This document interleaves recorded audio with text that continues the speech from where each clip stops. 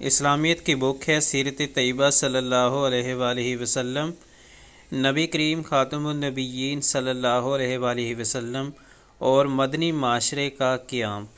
سب سے پہلے ہم یہاں پہ MCQs دیکھتے ہیں، اس کے بعد شارٹ کویشچنز پر بات کریں گے۔ ریاست مدینہ قائم ہوئی۔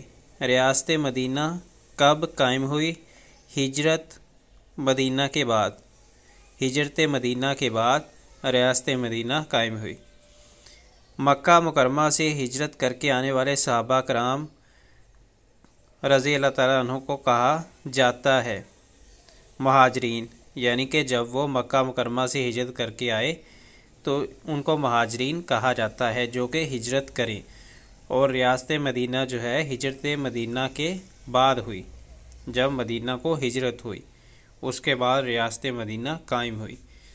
سب سے زیادہ احادیث نبی صلی اللہ علیہ وآلہ وسلم کے راوی ہیں، جو لکھنے والے ہیں، وہ ہے حضرت ابو ہریرہ رضی اللہ تعالیٰ عنہ۔ تو انصار اور مہاجرین کے درمیان قائم ہونے والا بھائی چارہ کہلاتا ہے مواخات مدینہ۔ اسلام کی پہلی مسجد ہے مسجد قباء، پہلی مسجد ہے اسلام کی۔ مدینہ منورہ تشریف لانے سے پہلے حضور خاتم النبیین صلی اللہ علیہ وآلہ وسلم نے قباء نامی بستی میں قیام کیا۔ مکہ مکرمہ والوں کی امانتیں سپرد کرنے کی ذمہ داری حضرت علی رضی اللہ تعالیٰ عنہ کو سونپی گئی۔ حضور خاتم النبیین صلی اللہ علیہ وآلہ وسلم کی آمد پر مدینہ منورہ اللہ اکبر کے نعروں سے گونج اٹھا۔ نبی کریم خاتم النبیین صلی اللہ علیہ وآلہ وسلم نے حضرت ابو ایوب انصاری رضی اللہ تعالیٰ عنہ کے گھر 7 ماہ قیام فرمایا۔ مسجد نبوی کی زمین کے مالک 2 یتیم بچے تھے۔ مختصر سوالات ہیں، ان پر بات کرتے ہیں، ان کے جوابات پر بات کرتے ہیں، وہ بھی مختصر ہیں۔ قرآن مجید کے مطابق کس مسجد کی بنیاد تقویٰ پر ہے؟ کون سی مسجد ہے جس کی بنیاد تقویٰ پر ہے؟ قرآن مجید کے مطابق مسجد قباء جو ہے اس کی بنیاد تقویٰ پر ہے۔ ارشاد باری تعالیٰ ہے، البتہ وہ مسجد جس کی بنیاد پہلے دن سے ہی تقویٰ پر رکھی گئی وہ زیادہ حقدار ہے کہ آپ اس میں کھڑے ہوں۔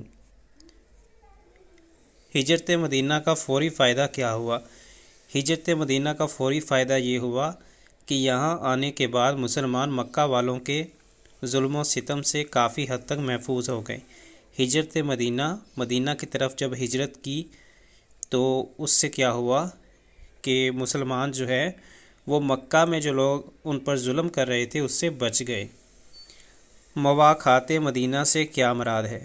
جب نبی اکرم خاتم النبیین صلی اللہ علیہ وآلہ وسلم اور آپ کے صحابہ کرام رضی اللہ تعالیٰ عنہ مکہ مکرمہ سے ہجرت کر کے مدینہ منورہ چلے گئے تو آقا خاتم النبیین صلی اللہ علیہ وآلہ وسلم نے انصار صحابہ کو مہاجر صحابی کا بھائی قرار دیا۔